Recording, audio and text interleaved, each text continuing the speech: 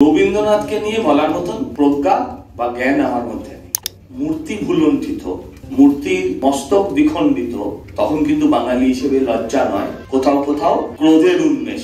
কোন রাজনৈতিক দল, কোথাও কেউ প্রতিবাদে মুখর নয়। কবিগুরু দুই বাংলার ছিল। মনে হয় যেটা অত্যন্ত লজ্জা, অত্যন্ত ঘৃণা। কোন বিপ্লবে অনুপ্রাণিত হয়ে তারা ভেঙেছেন আমি বলতে পারবো না। আজকে কবিগুরুর তিরোধান দিবস।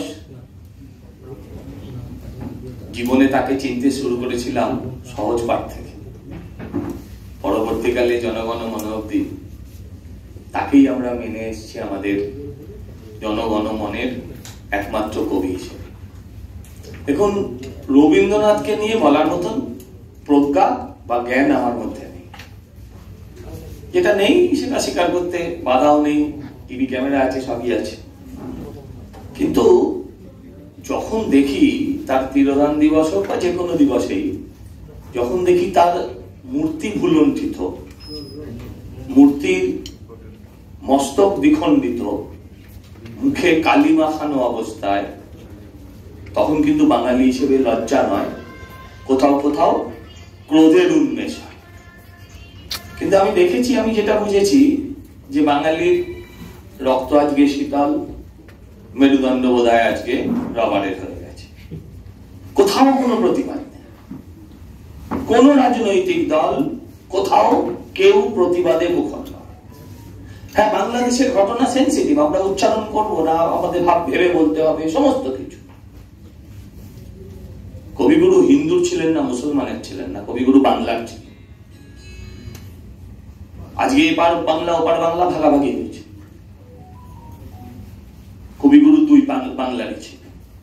আজকে সেই এক বাংলা যারা নাকি ভাষার জন্য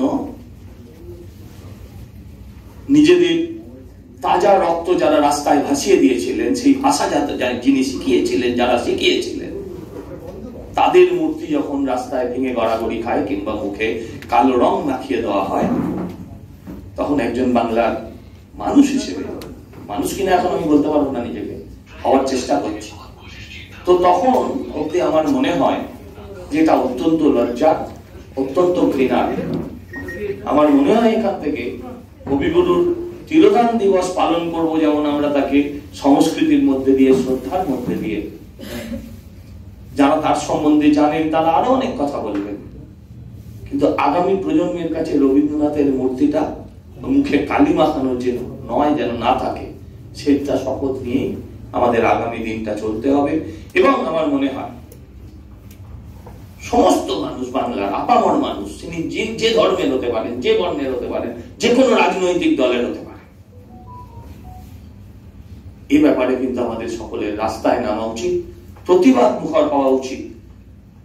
আমাদের এই আওয়াজটা যারা ভেঙেছে, তারা কি কারণে ভেঙেছে, তারা ধর্মের কি উদ্দেশ্যে ভেঙেছে? রুদ্রনীলদা বলছিলেন শুরুর আগে বিপ্লব, তার কবিতায় কোন বিপ্লবে অনুপ্রাণিত হয়ে তারা ভেঙেছেন আমি বলতে পারবো না, কিন্তু এই ঘটনার প্রতিবাদ সারা পৃথিবী জুড়ে হওয়া উচিত। আর তার শুরু হোক পশ্চিমবঙ্গ থেকে, বাংলা থেকে। এই আবেদন আপনাদের কাছে আমি করে আপনাদের থেকে আমি বিদায় নিলাম। ধন্যবাদ, নমস্কার।